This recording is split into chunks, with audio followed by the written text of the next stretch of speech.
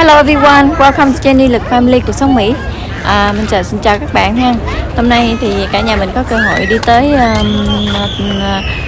tiểu bang Virginia để ghé thăm cái thủ đô Washington DC của nước Mỹ. Thì Washington DC là thủ đô lớn nhất và quan trọng nhất ở nước Mỹ. Thì hôm nay là cái ngày hội hoa anh đào. Thì có rất là nhiều những du khách từ khắp nơi đổ xô về đây để tham quan cái khu này. Và mình sẽ quay lại và chia sẻ cho các bạn xem thử coi Washington DC có những gì thú vị ha. Thì các bạn hãy theo dõi mình. Hy vọng là các bạn sẽ khám phá ra nhiều điều rất hay ho từ nước Mỹ. Mình đang đứng trong cái khu vực National Mall của thủ đô Washington DC của Hoa Kỳ. Thì cái điểm đầu tiên mà mình muốn giới thiệu với các bạn đó là cái tượng đài Washington Monument. Đó là một đài kỷ niệm lớn màu trắng tọa lạc từ phía tây của khu vực National Mall của Hoa Kỳ.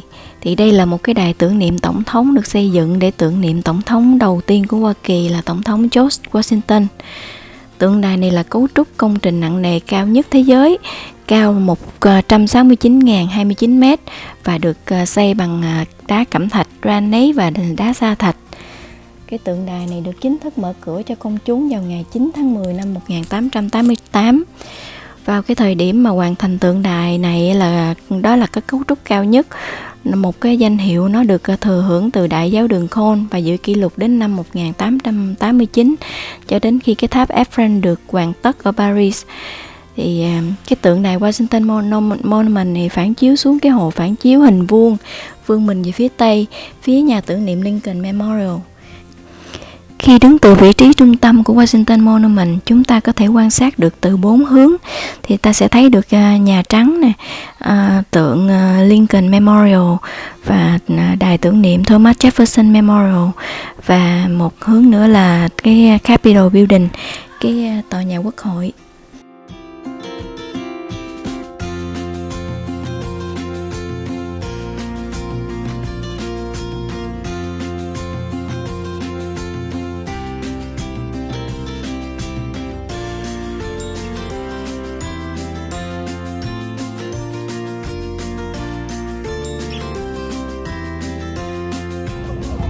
Bây giờ hiện tại mình đang đứng chỗ này, nó kia là Washington Monument.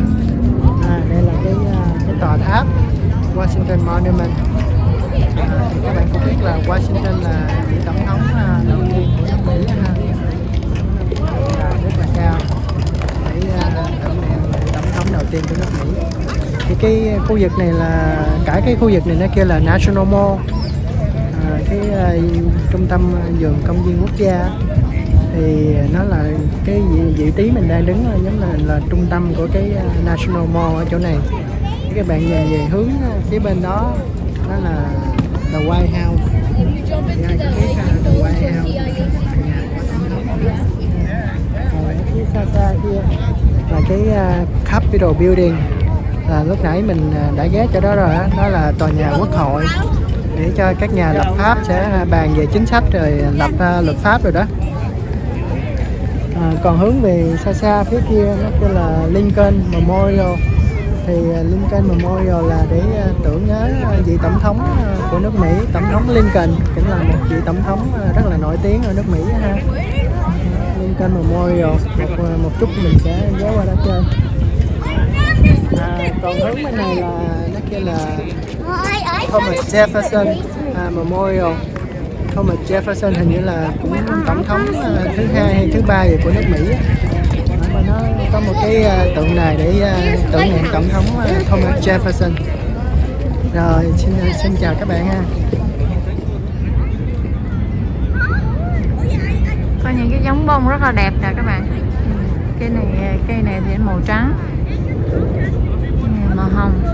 Nhìn từ xa là giống như là nguyên một cái cây giống như cây hoa anh đào. Nó là một cái giống khác của cái hoa anh đào. Cái hoa này nó li ti này, rất là dễ thương.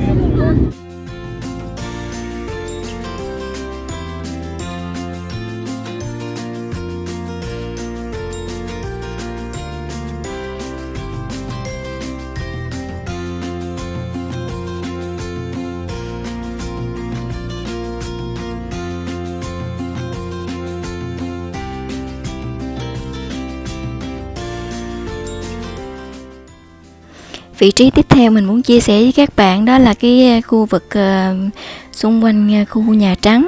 Thì Nhà Trắng này còn được gọi là cái tòa Bạch Ốc hay là Bạch Cung, là nơi ở chính thức và là nơi làm việc chính thức của Tổng thống Hoa Kỳ đương nhiệm. Nhà Trắng là một biệt thự sơn màu trắng và được xây bằng cái đá sa thạch theo kiểu tân cổ điển. Có số nhà là 1600, đại lộ Pennsylvania tại Washington DC.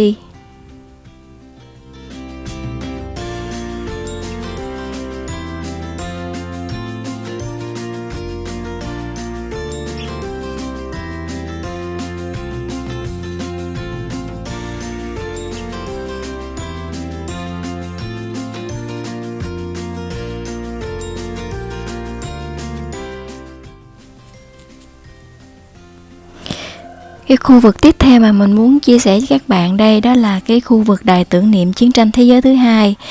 Thì cái khu vực đài tưởng niệm này là nằm giữa hai đài tưởng niệm của Tổng thống George Washington và Tổng thống Abraham Lincoln. Nó có diện tích chừng 76.000 m². Cái quần thể kiến trúc này gồm đài chiến thắng có tên gọi là Pacific Thái Bình Dương và đài chiến thắng có tên gọi là Atlantic Đại Tây Dương. Mỗi đài cao 13 m, đứng đối diện nhau qua một mặt hồ rộng là 3.300 m², với tên gọi là cái hồ cầu vồng. Nó nối thành vòng tròn giữa hai đài chiến thắng là 56 trụ đá cẩm thạch, mỗi trụ đá cao 5 m, tượng trưng cho 48 bang và các vùng lãnh thổ của Mỹ thời bấy giờ. Trên tất cả 56 trụ đá này đều khắc tên của từng bang hay các vùng lãnh thổ và gắn cái biểu tượng chiến thắng, cái vòng nguyệt quế, để tưởng nhớ và ghi công những người đã bỏ mình trong cuộc chiến. Một bức tường gắn 4.000 ngôi sao vàng, mỗi ngôi sao tượng trưng cho 100 sĩ tử, được dựng lên gần ở bên phía đài của Atlantic.